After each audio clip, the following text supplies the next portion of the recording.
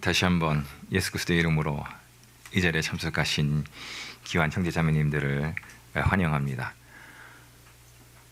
반가운 얼굴도 있고 참 좋은 것 같습니다. 오늘은 저는 마가복음 10장 첫 번째 마가복음 1장 1절에서 16절 말씀을 통해서 가정에 나타난 하나님의 나라, 가정에 나타난 하나님의 나라라는 제목으로 함께 말씀을 나누고자 합니다. 저는 지금 형제 자매님들과 함께 마가복음을 살펴보고 있습니다. 오늘이 13번째 시간입니다. 저는 제자 훈련의 관점에서 마가복음을 살펴보고 있습니다. 이 메시지는 1세기 로마의 네로 황제의 어려움 가운데 있었던 믿음의 공동체 형제자매들에게 큰 위로와 격려가 된 말씀입니다.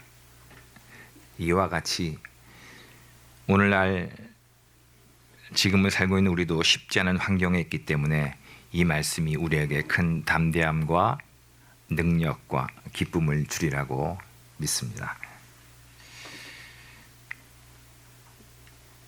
저는 먼저 잠깐 동기부여를 하고 싶습니다.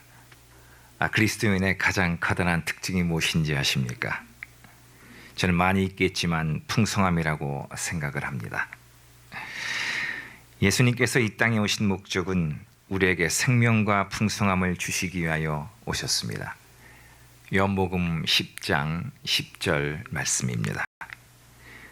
요한복음 10장 10절 도둑이 오는 것은 도둑질하고 죽이고 멸망시키려는 것뿐이요 내가 온 것은 양으로 생명을 얻게 하고 더 풍성히 얻게 하려는 것이라. 이것이 예수님께서 이 땅에 오신 목적입니다. 우리는 구원만 아니라 구원받고 난 이후에도 풍성함을 누려야 합니다. 내가 스스로 박박 긁어 만드는 것이 아니라 하늘의 자원을 공급받는 것입니다.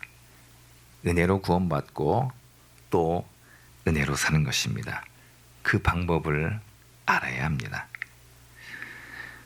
우리에게는 풍성함에 이르는 길도 있지만 그 반대적인 면도 있다는 것을 알아야 합니다.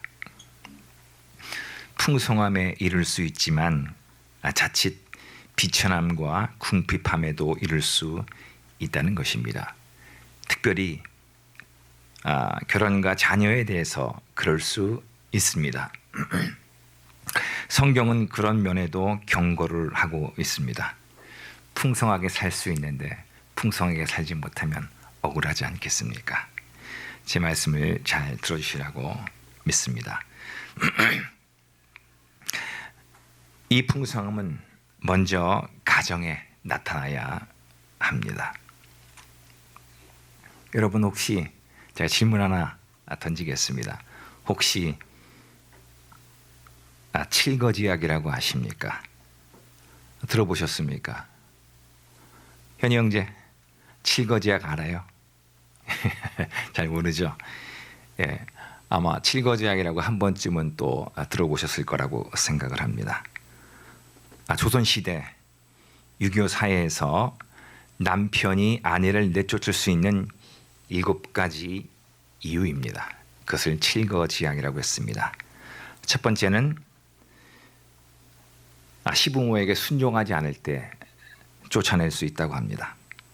두 번째 이유는 자식이 없을 때, 세 번째는 부정을 저지를 때, 네 번째는 남편의 첩을 질투할 때, 다섯 번째는 악질, 불치의 병이 걸렸을 때, 여섯 번째는 다혼, 말을 많이 할 때, 일곱 번째는 물건을 훔칠 때 공식적으로 아내를 쫓아낼 수 있다고 합니다.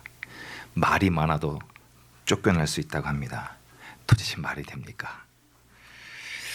선교사들은 일찍이 조선에 대해서 얘기를 하면서 조혼과 축첩은 이 나라의 망조라고 얘기를 했습니다. 하나님께서 개입하셨습니다. 복음의 빛이 이 땅에 들어와 그런 어둠과 무지를 물리친 것에 대해서 저는 감사를 합니다. 그리스도인의 풍성함은 먼저 가정에 나타나야 한다는 것입니다. 그러기 위해서는 한 명의 건강한 성숙한 형제와 또 한 명의 건강하고 성숙한 자매가, 그리스도인 형제 자매가 만나서 결혼할 때 거기서 놀라운 결실과 열매를 맺을 수 있습니다. 풍성함을 얻을 수 있다는 것입니다. 부부 사이가 좋을 때 아이들은 안정감을 누리고 그들의 가진 잠재력을 꽃피우고 열매 맺을 수 있습니다. 당연한 얘기 같지만 그렇습니다. 아이들이 가진 잠재력과 가능성이 그리스도 안에서 결실하기 위하여 행복한 가정이 필요합니다.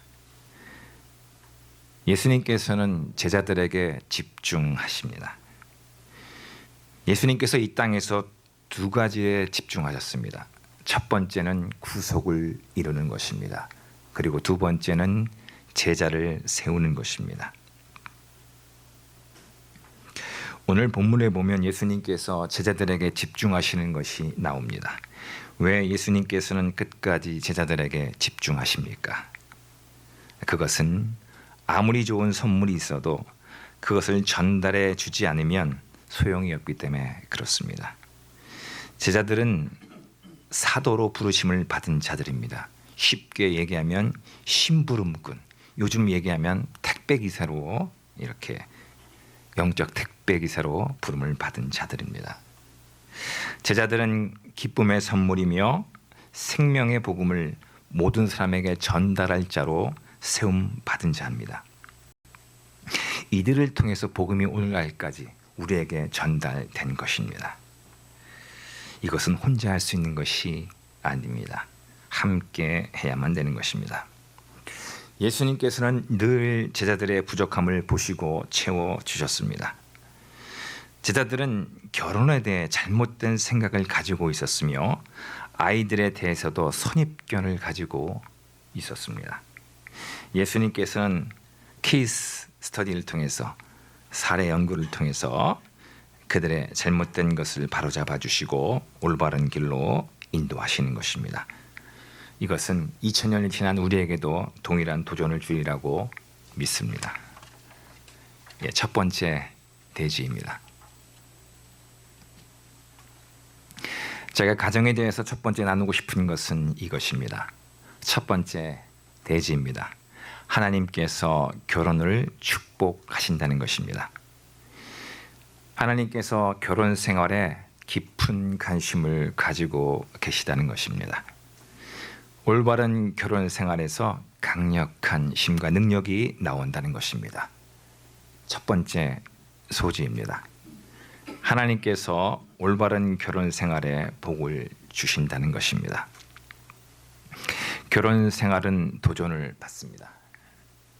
마가복음 10장 1절 말씀, 우리 한번 다 같이 같은 목소리로 한번 읽어보도록 하겠습니다. 마가복음 10장 1절 말씀입니다. 다 같이 읽도록 하겠습니다. 읽습니다. 시작. 예수께서 거기서 떠나 유대지경과 요단강 건너편으로 가시니 무리가 다시 모여들거늘 예수께서 다시 전례대로 가르치시더니, 예, 잘 읽으셨습니다. 예수님께서는 지금 예루살렘을 향한 마지막 여행을 떠나십니다. 비장한 각오로 골고다로 향해 가고 계십니다. 죽음을 향해 가고 있는 것입니다. 그 과정에서 전혀 예상치 못했던 상황이 발생합니다. 이 일을 통해서 예수님께서는 제자들에게 가정의 소중함과 결혼과 아이들을 향한 하나님의 뜻을 가르쳐 주십니다. 길을 가는 도중에 만난 바리새인들은 예수님을 시험합니다. 이혼에 대한 질문을 통해서 예수님을 공경에 빠뜨리려고 합니다. 하지만 우리 주님은 누구십니까? 모든 사람의 마음을 꿰뚫어 보시는 주님이십니다. 그들의 관계를 아시고 적절하게 대응하십니다. 오히려 그런 기회를 이용해서 제자들에게 결혼의 소중함과 그 의미에 대하여 말씀해 주시는 것입니다. 본문의 순서상으로는 이혼을 먼저 다루어야 하지만 전체적인 의미와 문맥의 흐름상 결혼을 먼저 다루는 것이 자연스러울 것 같아서 결혼에 대한 하나님의 뜻을 먼저 다루고 싶습니다. 결혼의 의미에 대한 예수님의 첫 번째 가르침입니다. 첫 번째는 하나님께서는 남자와 여자로 인간을 창조하셨다는 것입니다. 우리 6절 말씀을 한번 또 읽도록 하겠습니다. 마가복음 10장 6절 말씀입니다. 읽습니다. 시작. 창조로부터 사람을 남자와 여자로 지으셨으니 하나님께서는 천지를 창조하신 후 맨 마지막으로 인간을 만드셨습니다. 그때 하나님께서는 인간을 만들 때 하나의 완전체로 만들지 않으셨다는 것입니다. 남자와 여자 둘로 나누어서 만들었다는 것입니다. 남성과 여성은 다릅니다. 하나님께서는 남성이 가지고 있는 특성과 여성이 가지고 있는 특성 모두를 다 가지고 계시지만 사람은 그렇지 않습니다. 남성에게는 강함과 엄격함이 있습니다. 하지만 여성에게는 부드러움과 자애로움이 있습니다. 이 둘이 서로 조화와 균형을 이룰 때 행복한 가정을 이룰 수 있는 것입니다. 인간이 하나님의 수준에 이르기 위해서는 반드시 상대방의 도움이 필요합니다.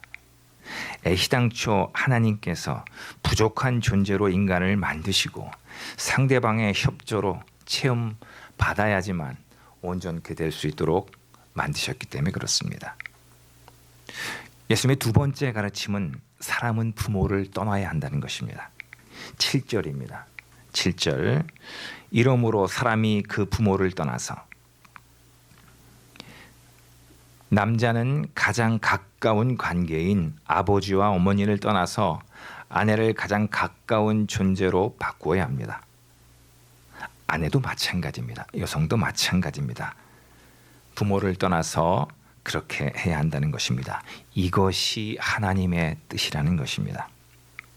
성장할 때까지는 부모의 도움을 받아야 하지만 다 컸으면 부모의 쓰라를 떠나야 합니다. 부모를 떠나 독립해야 한다는 것입니다. 부모를 떠나서 서로 책임감을 갖고 한 가정을 이룰 때 비로소 온전한 한 인간이 될 수 있다는 것입니다. 그리고 그 동기는 결코 다른 것이 되어서는 안 됩니다. 서로를 향한 진실한 사랑만이 유일한 동기가 되어야 합니다. 자, 세 번째 예수님의 가르침은 남녀가 하나가 되는 것입니다. 우리 8절 말씀을 다 같이 한번 읽어보도록 하겠습니다. 다 같이 읽습니다. 시작. 그 둘이 한 몸이 될지니라. 이러한즉 이제 둘이 아니요 한 몸이니. 잘 읽으셨습니다. 이것은 신비한 연합입니다. 남자와 여자가 한 몸을 이루어 영적으로 또 정서적으로 신체적으로 실제적으로 하나가 되는 것입니다.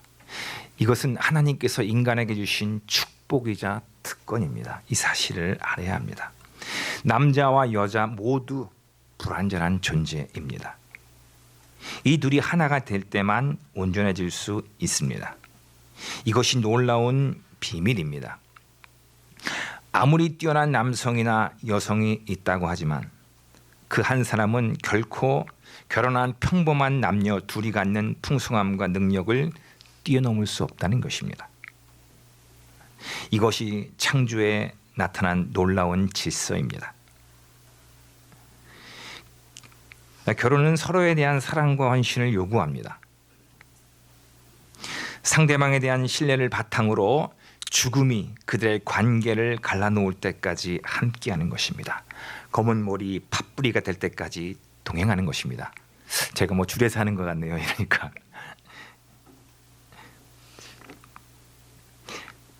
이런 관계를 유지하기 위해서는 서로에 대한 이해와 용납이 필요합니다. 즉 굳센 노력과 희생이 요구된다는 것입니다. 배우자에 맞추려고 노력해야 한다는 것입니다. 상대방의 부족함을 채워주는 것에 힘을 기울여야 한다는 것입니다. 자신이 가진 권리를 내려놓을 줄 알고 상대방의 잘못과 실수를 있는 모습 그대로 받아주고 보완해 주는 것이 필요하다는 것입니다. 이것은 인간적인 결심만으로는 부족합니다. 하나님의 은혜와 그 도우심 그리고 그리스도께 대한 공통적인 헌신의 결단이 필요합니다. 그래서 거듭나지 않은 사람들은 하나님의 뜻에 맞는 결혼 생활을 유지하기가 어려운 것입니다. 갈등과 마찰이 필연적으로 발생할 수밖에 없는데 그것을 중재할 사람이 없기 때문에 그렇습니다. 저는 좀 더 묵상해 보기를 원합니다. 우리가 알아야 할 것이 있습니다. 그것은 뭐냐면 부부의 관계는 결코 상하 관계나 주종 관계가 아니라는 것입니다. 대등한 관계입니다. 하지만 이 세상을 보면 그렇지 않은 것 같습니다. 미개한 나라일수록 가부장적인 권위가 우세한 것을 봅니다. 근데 그들은 이것이 불행의 원인임을 잘 모릅니다. 부부관계가 만약 상하관계가 되고 잘못된 권위로 행사된다면 여성들이 가진 잠재력이 발휘되기 어렵기 때문에 그렇습니다. 기독교가 전파된 곳마다 놀라운 발전과 번영이 일어났습니다. 그 원동력은 바로 여기에 있는 것입니다. 건전한 가정에서 건강한 아이들이 태어나고 성장할 수 있습니다. 여성과 아이에 대한 권리와 자유의 성장은 기독교가 이 세상에 미친 강한 영향력 중에 하나라고 생각을 합니다. 인간의 타락된 본성에서 나온 죄악으로 가정에서 누릴 수 있는 풍성함이 깨져버렸습니다. 이것이 인간이 겪는 비극 중의 비극이라고 생각합니다. 오직 예수님을 통해 회복되어야지만 원래 가정이 갖는 풍성함을 되찾을 수 있다는 것입니다. 예수님께서는 대등한 남녀가 한 가정을 이룰 때 거기서 나오는 영향력은 참으로 놀랍고 신비한 것이며 그리고 또 풍성함이라는 것을 제자들에게 가르쳐 주시는 것입니다. 타락한 세상은 남녀를 차별하지만 하나님 나라는 그렇지 않습니다. 서로 대등한 관계며 상호 부족한 것을 채워주는 상호 보완하는 완전체로 이뤄가는 그런 하나의 관계입니다. 이 사실을 전할제로 예수님께서는 제자들을 세우신 것입니다. 우리 그리스도인들은 이 타락한 세상에서 올바르고 행복한 가정을 이루어 이 세상에 말만이 아니라 삶으로 보여줘야 할 책임이 있는 자들입니다. 저는 첫 번째 대지를 마치면서 두 가지 정도 적용하고 싶습니다. 첫 번째입니다. 하나님께서 결혼을 축복하신다는 것입니다. 하나님께서는 남녀의 결혼을 기뻐하시고 축복하십니다. 처음부터 그것이 하나님의 뜻이었습니다. 하나님께서는 인간에게 생육하고 번성하라고 명령하셨는데 이것은 올바른 가정을 통해서만 이루어질 수 있습니다. 가정이 행복한 것이 정상입니다. 가정이 행복할 때만 거기서 강력함과 풍성함이 나올 수 있습니다. 특별하게 하나님께서 자신의 사역을 위하여 독신으로 구별한 사람이 있습니다. 이런 특별한 경우를 제외하고는 하나님께서 결혼 생활을 기뻐하시고 복을 내어주시는 것입니다. 두 번째입니다. 부부는 서로 사랑해야 한다는 것입니다. 부부는 서로 사랑함으로 영적으로, 정서적으로, 또 신체적으로, 실제적으로 하나됨을 이룰 수 있습니다. 그런데 이것은 저절로 되어지는 것이 아닙니다. 하나님의 뜻에 합당한 결혼 생활은 그냥 저절로 되지 않습니다. 서로를 향한 헌신과 책임을 다할 때 이루어질 수 있습니다. 남편은 아내를 사랑해 주어야 합니다. 그리고 아내는 남편을 존중해 주어야 합니다. 서로의 다름을 인정하고 늘 상대방의 부족함을 채워주려고 노력해야 합니다.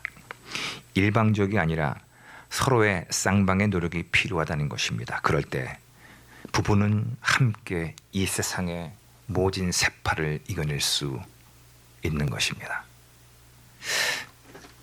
저는 결혼한 지 한 30년이 되는 것 같습니다.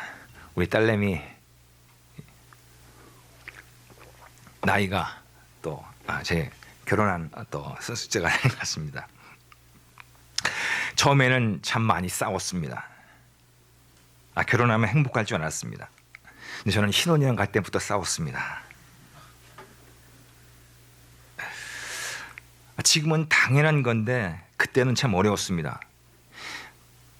지금 생각하면 20년, 30년 가까이 다른 가치관과 배경과 환경 속에 자랐기 때문에 함께 살면 반드시 필연적으로 부딪힐 수밖에 없는데 그때는 그것을 잘 몰랐습니다.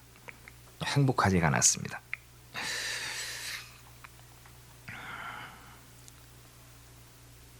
그런데 그것이 그 당시 보면 그것이 저로 제 자신을 돌아보게 했습니다. 그리고 제 자신의 한계를 깨닫고 예수님을 인격적으로 만나게 하는 계기가 되었습니다. 저는 아직도 기억이 납니다. 제가 제자훈련 초창기 때 성경 공부를 하면서 그 적용으로 꽃다발을 이제 아내에게 주는 것을 적용했습니다. 꽃집에 가서 꽃다발을 사서 아내에게 줬습니다. 결혼한 이후에 처음 그렇게 했습니다. 아니 제가 머리털 나고 처음 해봤습니다.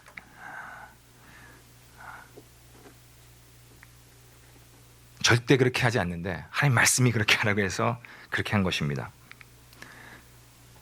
그리고 그러한 저 자신의 모습이 저의 한계를 알았고 그리고 예수님을 인격적으로 만나게 하는 기회가 되었습니다. 그것이 저를 변화시켰습니다. 그런데 변화는 저만 필요한 것이 아니라 아내에게도 필요했습니다. 아내도 변했습니다. 그래서 새로운 가정이 시작되었습니다. 자기 중심적인 태도에서 상대방 중심적인 태도가 시작된 겁니다. 그로부터 30년이 지났습니다. 오랜 시간이 지났습니다. 저는 첫 대지에서 하나님께서 결혼을 축복하신다는 것을 살펴보았습니다. 두 번째입니다. 하나님께서 이혼을 원하지 않으신다는 것입니다. 두 번째 대지입니다. 이혼은 하나님의 뜻이 아닙니다. 하나님께서 이혼을 둘러싼 인간의 악함을 예수님께서 이혼을 둘러싼 인간의 악함을 보여주시는 것입니다. 첫 번째 소지입니다. 이혼은 하나님의 뜻이 아니라는 것입니다. 바리새인은 이혼에 대한 질문으로 예수님을 시험합니다. 우리 마가복음 10장 2절 말씀 다 같이 한번 읽어보도록 하겠습니다. 마가복음 10장 2절 말씀입니다. 다 같이 읽습니다. 시작. 바리새인들이 예수께 나와 그를 시험하여 묻되 사람이 아내를 버리는 것이 옳으니까. 잘 읽으셨습니다. 자, 왜 바리새인들이 예수님께 이혼에 대해 물어봤다고 생각하십니까? 여기에는 간교한 계략이 있습니다. 지금 예수님께서 계신 지역은 요단강 건너편 유대 지역입니다. 이곳은 베레아라고 불려지는 지역입니다. 그 당시 그 지역은 헤롯 왕의 통치를 받고 있었습니다. 헤롯 왕은 우리가 잘 알다시피 본초와 이혼하고 동생의 아내인 헤로디아와 불법으로 재혼한 사람입니다. 나는 이 사실을 지적하다가 감옥에 갇혔고 결국 억울하게 순교당합니다. 그들은 예수님도 이와 같은 공경에 빠뜨리기 위하여 함정을 판 것입니다. 그 당시에 이혼은 상당히 민감한 사안이었습니다. 뜨거운 감자였습니다. 두 개의 학파가 팽팽하게 맞서고 있었습니다. 하나는 샴마이 학파와 또 하나는 힐렐 학파입니다. 샴마이 학파는 보수적인 경향을 가지고 있었습니다. 하지만 힐렐 학파는 진보적인 성향을 갖고 있었습니다. 이들은 신명기 21장 1절에 대한 해석을 달리했습니다. 신명기 22장 21장 1절에는 남편이 아내에게 수치되는 일을 발견하고 기뻐하지 아니하면 이혼 증서를 주어라 라는 내용이 있습니다. 그들은 이 부분에 대한 해석을 달리했습니다. 샴마이 학파는 수치되는 일, 즉 이것은 아내가 부정한 일을 저지른 것, 간음을 저지른 것 외에는 이혼할 수 없다라고 했습니다. 하지만 신레락파의 신레는 다르게 해석했습니다. 뒷부분을 강조했습니다. 남편의 마음이 기뻐하지 않으면 이혼할 수 있다는 것으로 보았습니다. 그래서 그의 말에 따르면 아내가 밥을 태워도 이혼의 소지가 될 수 있는 것입니다. 왜? 남편의 마음을 기쁘게 하지 않았기 때문에. 그리고 아내의 외모가 못마땅해도 남편의 마음을 기쁘게 하지 못해도 이혼할 수 있는 것입니다. 이게 신레락파입니다. 그런데 문제는 그 당시에 신레락파가 대중의 마음을 사로잡고 있었다는 것입니다. 바리새인들은 예수님으로 하여금 둘 중 어느 한편을 선택하게 함으로 공경에 빠뜨리려고 하는 것입니다. 바리새인들은 대단히 교활한 자들입니다. 예수님께 대해 적대적인 마음을 갖고 있습니다. 그들은 만약 예수님께서 샴마이 학파를 따라서 결정한다면 헤롯 왕을 정죄하고 그를 대항해서 위기에 빠지게 할 수 있게 만드는 것입니다. 또 만약에 신레 학파를 만약 따른다면 사랑과 용서에 기초한 예수님의 가르침에 반대가 되기 때문에 예수님으로 하여금 이러지도 저러지도 못하게 하는 딜레마에 빠뜨리게 하는 것입니다. 그들은 득이 만면 회심의 미소를 띄우면서 예수님을 시험하는 것입니다. 하지만 우리 예수님이 누구십니까? 모든 사람의 마음을 꿰뚫어 보시고 감추어진 의도까지도 간포하시는 하나님의 아들 아니십니까? 예수님께서는 이혼을 통해서 인간의 사악함을 보여주십니다. 예수님께서는 그들의 관계를 파악하시고 더 본질적인 부분을 다루십니다. 이혼 자체를 부정하시는 것입니다. 모세가 이혼을 허락한 이유는 그것이 올바르기 때문에 한 것이 아니라 인간이 악독하기 때문에 어쩔 수 없이 마지못해서 허락한 것이라고 말하는 것입니다. 우리 8절 말씀을 5절 말씀을 다 같이 한번 읽어보도록 하겠습니다. 5절 말씀을 읽습니다. 시작. 예수께서 그들에게 이르시되 너희 마음의 완약함으로 말미암아 이 명령을 기록하였거니와. 예, 잘 읽으셨습니다. 그럼 제가 여러분에게 또 하나의 질문을 던지겠습니다. 그러면 도대체 왜 모세는 이혼을 허락했습니까? 왜 그는 이혼을 승인했습니까? 여기를 한번 생각해 봐야 됩니다. 예수님께서는 모세가 허락한 것은 왜 그렇게 했냐면 가정에서 벌어질 최악의 상황을 모면하기 위하여 그렇게 했다는 것입니다. 최악을 피하기 위하여 차악을 선택했다는 것입니다. 만약 이혼을 허용하지 않았다면 어떻게 됐겠습니까? 남자들은 더 끔찍하고 악랄하고 교묘한 방법으로 아내를 은밀히 제거할 수도 있기 때문에 그렇습니다. 그래서 하나님께서는 아내들을 보호하는 차원에서 한시적으로 이혼을 허용하게 하신 것입니다. 그러나 예수님께서는 새로운 질서를 보여주십니다. 9절 말씀입니다. 9절 말씀 제가 한번 읽어보도록 하겠습니다. 제가 읽습니다. 그러므로 하나님이 짝지어 주신 것을 사람이 나누지 못할지니라 하시더라. 예수님께서는 모세가 이혼을 옳다고 승인한 것이 아니라 어쩔 수 없어서 허용한 것이라고 말하는 것입니다. 공인한 것이 아니라 어쩔 수 없이 그렇게 했다고 말합니다. 모세는 인간의 완고함과 완악함을 알았기 때문에 이혼을 허락한 것입니다. 예수님께서는 모세가 준 율법의 한계를 지적하시고 다시 율법을 새롭게 정의하고 계시는 겁니다. 율법을 새롭게 하시는 것입니다. 완전하게 하시는 것입니다.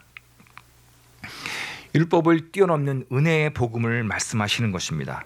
예수님께서는 모세가 못한 것을 예수님께서 하시는 것입니다. 도대체 어떻게 그것이 가능하겠습니까?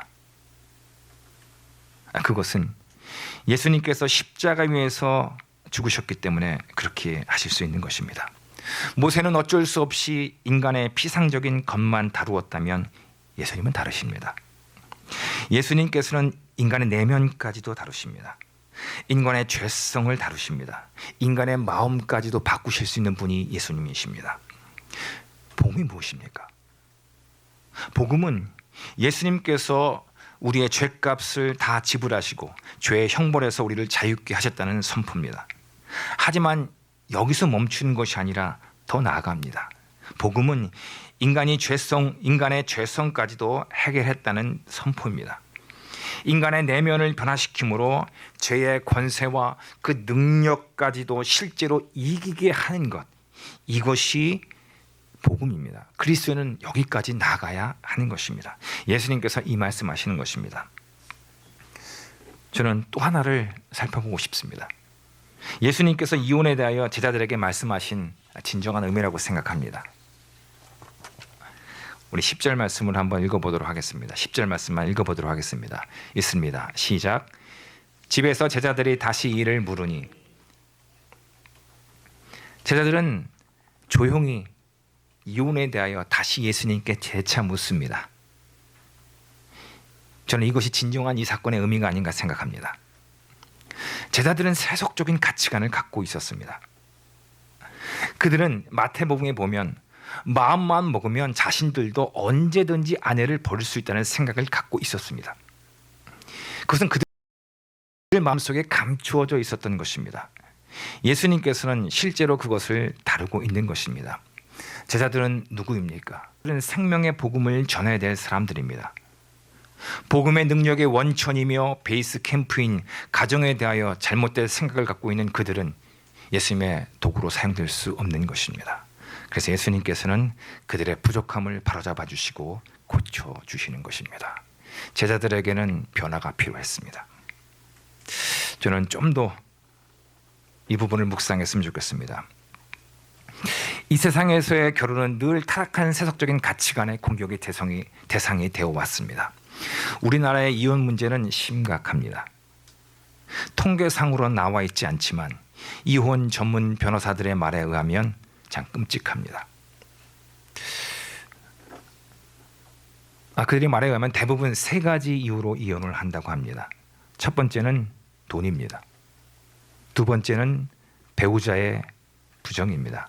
그리고 세 번째는 성격의 차이라고 합니다. 상대방의 재력을 보고 결혼했다. 그것이 무너지면 어려워하는 것입니다. 또 이 타락한 세상에서 상대방에 대한 순결은 늘 위협을 받습니다. 또 성격의 차이는 함께 살다 보면 부딪혀지는 문제이기도 합니다. 세상은 여기에 속수무책일 수밖에 없는 것입니다. 하지만 그리스도에는 다릅니다.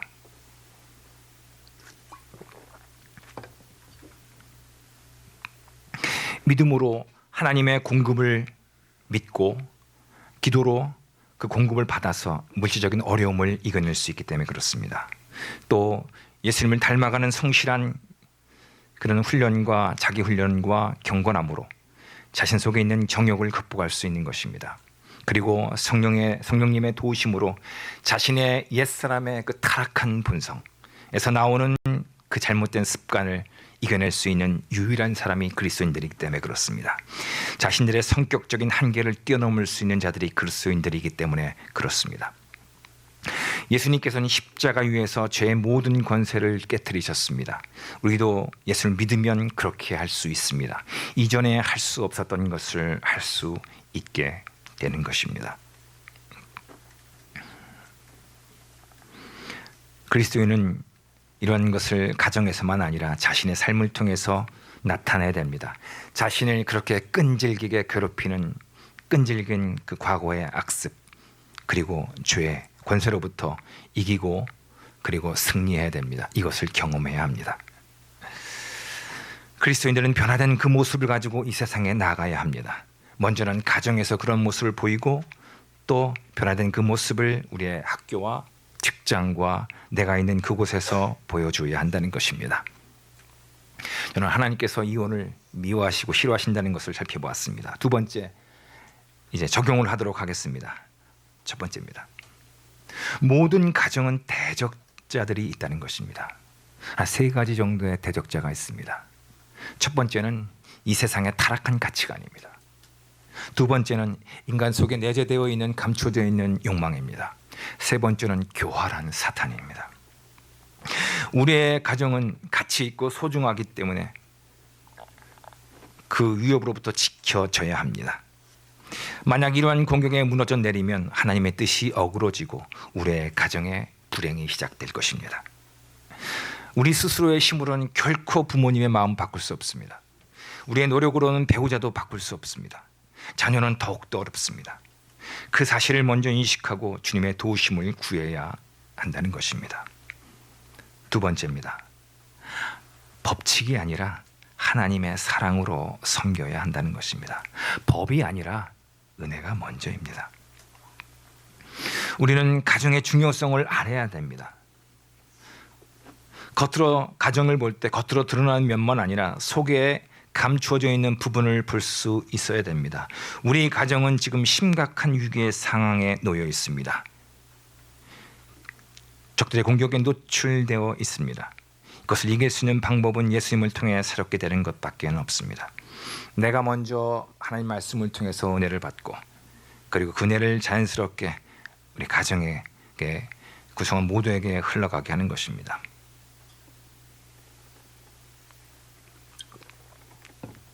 제 결혼 생활을 얘기를 한 번만 더 하겠습니다. 제 결혼 생활의 최대 위기는 결혼한 지 한 20년쯤 지날 때 발생했습니다. 서로에 대한 불신 그리고 제게 있는 그 무관심 이런 것들이 조금씩 자라고 싹 터서 터지기 일보 직전까지 갔습니다. 제게는 돌파구가 필요했습니다. 그때 모임에서 부부 관계에 대한 성경 공부가 있었습니다. 저는 적용으로 일주일에 한 번씩 시간을 내서 아내와 시간을 갖는 것을 적용했습니다. 함께 일주일에 한 번 만나서 식사하고 카페에서 대화하고 그런 시간을 갖는 것입니다. 지금은 자연스럽지만 그때는 그렇지 못했습니다.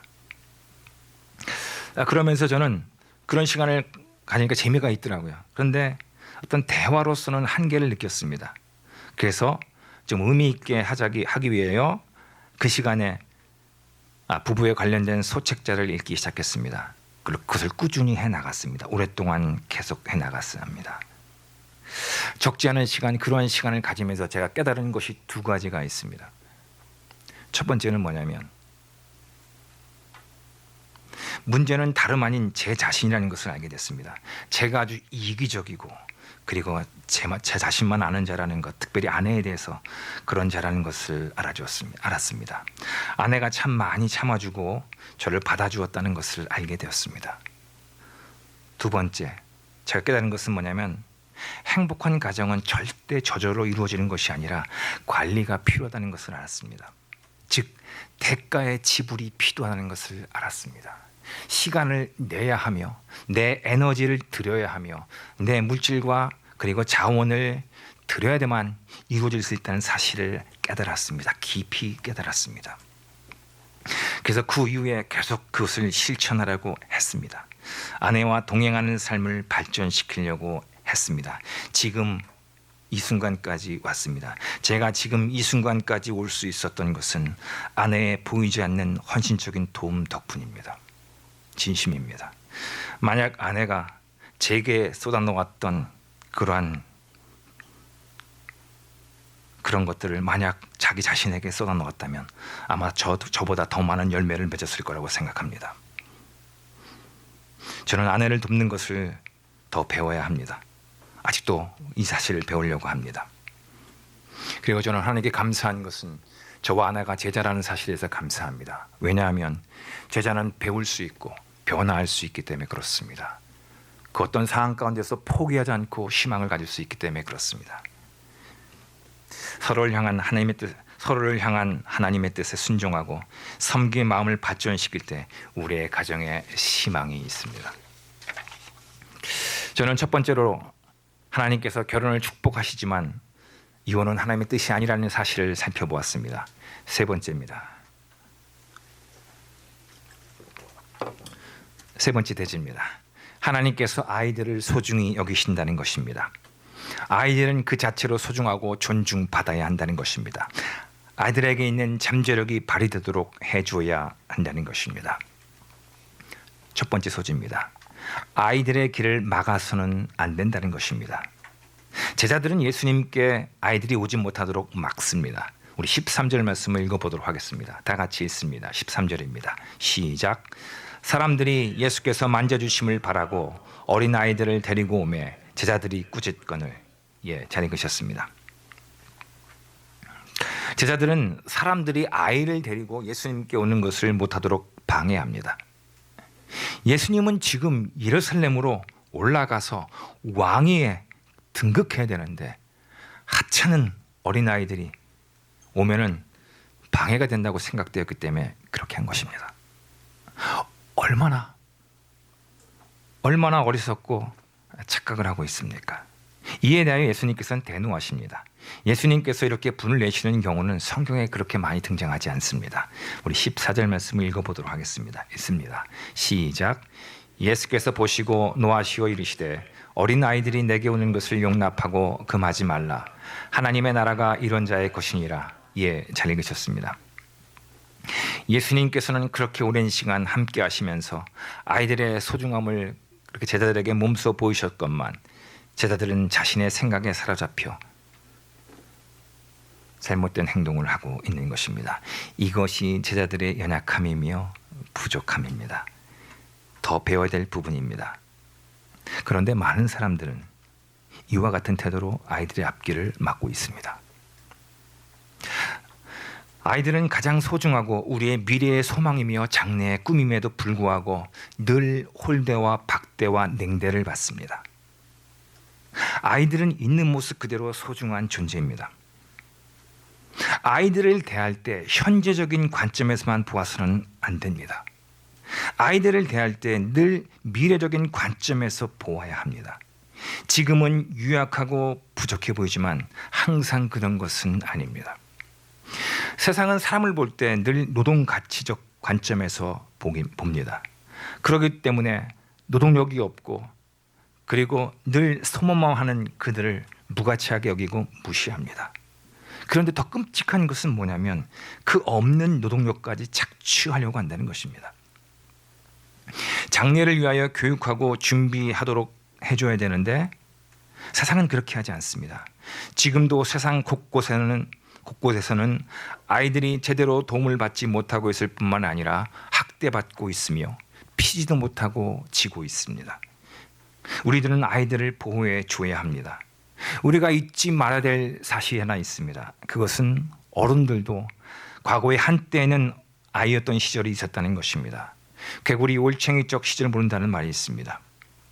아이들은 미래의 소망이며 우리의 꿈과 비전이라는 사실을 잊어서는 안 됩니다. 저는 이 부분을 좀 더 묵상하기를 원합니다. 우리는 아이들을 있는 모습 그대로 받아줘야 합니다. 그들의 가지고 있는 잠재력을 발휘할 수 있도록 참아주고 기다려주며 그리고 또 적절하게 가르쳐주어야 한다는 것입니다. 저는 우선순위가 중요하다고 생각을 합니다. 대부분의 사람들은 예수님께 데려가기 전에 아이들을 데려가기 전에 먼저 먹고 사는 문제가 먼저라고 생각하고 그것을 해결해야 된다고 하고 아이들을 내팽개칩니다. 방치하기 때문에 문제가 발생합니다. 또 어떤 사람은 예수님께 아이들을 데려가기 전에 그들이 이 세상에서 경쟁력을 갖추는 능력이 있는 아이로 키워야 된다고 생각해서 먼저 학원이다 과외다 해서 밖으로 내돌리기도 합니다. 제 말을 잘 들으시기 바랍니다. 제가 이것을 무시하는 것이 아닙니다. 이런 것들이 필요합니다. 하지만 저는 우선순위에 대해서 얘기를 해주는 것입니다. 또 우리가 쉽게 저지르는 잘못은 아이들이 갖고 있는 잠재력을 무시하고 아이들이 도대체 무엇을 알겠어 하면서 예수님께 나아가는 것을 막을 수 있습니다. 이것이 끔찍한 비극이라는 것입니다. 보십시오. 생각해 보십시오. 아이들 스스로는 절대 예수님께 가는 것을 거절하지 않습니다. 그럼 왜 가지 않습니까? 그것은 그 뒤에는 반드시 어른이 있습니다. 어른들의 무관심과 방해가 예수님께 가는 길을 막는 것입니다. 아이들 스스로는 예수님께 가고 싶어도 갈 수 있는 능력이 없지 않습니까? 부모가 그의 아이를 손을 잡고 예수님께로 이끌어야 되지만 이끌어야만 갈 수 있습니다. 그들은 결단코 예수님께 갈 수 있는 기회가 주어지면 결단코 거절하지 않습니다. 어른과 다릅니다. 우리는 그들에게 예수님께 갈 수 있는 길을 놔줘야 합니다. 두 번째입니다. 아이들이 하나님 나라에 들어갈 수 있는 길을 보여준다는 것입니다. 어린이들이 우리에게 스승이 될 수 있다는 것입니다. 예수님께서는 아이들을 통해서 천국의 비밀을 말씀해 주십니다. 우리 15절 말씀 우리 다 같이 한번 읽어보도록 하겠습니다. 읽습니다. 시작. 내가 진실로 너에게 이르노니 누구든지 하나님의 나라를 어린아이와 같이 받들지 않는 자는 결단코 그곳에 들어가지 못하리라 하시고, 예수님께서는 바로 전에 이혼에 대해서 가르치셨던 것처럼 이번에는 아이들에 대해서 제자들을 가르치십니다. 어린아이들처럼 하나님 나라를 받들지 않으면 들어갈 수 없다는 것입니다. 어린아이들은 누구입니까? 어린아이들에게만 나타나는 특징이 무엇입니까? 어린아이들은 꾸밈이 없습니다. 진실합니다. 못하면 못합니다. 어른처럼 속이지 않습니다. 아이들은 전적으로 신뢰합니다. 아직 의심이나 교만함을 모릅니다. 그런데 어른이 되면 달라집니다. 또 아이들은 하나님께 빈손으로 옵니다. 왜? 아이들은 남에게 줄 수 있는 것이 아무것도 없기 때문에 그렇습니다. 무기력하고 무방비하며 지저분하고 또 세상물정도 모릅니다. 불순종하고 자기 몸을 깨끗하게 유지할 줄도 모릅니다. 그 옷을 스스로 입을 줄도 모릅니다. 지독히 가난합니다. 그저 다가가서 엄마에게 도움을 요청할 따름입니다. 그런데 바로 이것이 놀라운 풍성의 원천임을 아십니까? 왜? 엄마가 다 알아서 공급해 주기 때문입니다. 우리도 이런 태도로 하나님께 나가기만 하면 하나님께서는 결단코 우리를 박대하지 않습니다. 예수님께서는 아이들을 축복하십니다. 우리 16절 마지막 절 제가 한번 읽습니다. 그 어린아이들을 안고 그들 위에 안수하시고 축복하시니라. 예수님께서는 그들을 안아주십니다. 예수님의 사랑의 표현입니다. 아이들은 안으면 안깁니다. 하지만 어른은 튕깁니다. 예수님께서 그들의 머리에 안수를 하십니다. 예수님께서 능력을 베푸실 때 머리에 손을 얹으시고 안수하셨는데 아이들에게 그렇게 하시는 것입니다. 아이들 속에 있는 그 가능성과 잠재력을 보았기 때문에 그렇게 하신 것입니다. 예수님께서는 아이들을 축복하십니다. 아이들 속에 감춰져 있는 그 무한한 잠재력과 가능성을 보셨기 때문에 그렇게 하신 것입니다. 아이들은 축복의 대상입니다. 하나님께서 바라보신 눈길과 우리가 그들을 바라보는 눈은 다릅니다. 하나님께서는 사랑과 긍휼과 기쁨의 눈으로 아이들을 쳐다보고 계십니다. 좀 더 묵상해 보길 원합니다. 우리에게 필요한 태도가 바로 이것입니다. 예수님께서는 제자들에게 이런 어린아이들의 태도를 보고 배우라고 하시는 것입니다. 그냥 있는 모습 그대로 하나님께 나오라는 것입니다. 더러우면 더러움 그대로, 넘어졌으면 넘어진 그대로, 진창에 뒹굴렀으면 진창에 뒹굴린 그대로 나오라는 것입니다. 이것입니다. 천국은 이런 어린아이가 예수님께 있는 모습, 예수님의 품에 안기듯이 하나님께 안기는 것이 천국입니다. 하나님 나라는 자격이 없는 자에게 베푸시는 하나님의 무조건적인 선물이라는 것입니다. 저는 말씀을 맺도록 하면서 마지막 두 가지를 적용하고 싶습니다. 첫 번째입니다. 아이들을 사랑해야 한다는 것입니다. 아이들의 잠재력을 발휘할수록 도와줘야 된다는 것입니다. 어린 아이들은 어리석을 수밖에 없습니다. 미련할 수밖에 없습니다.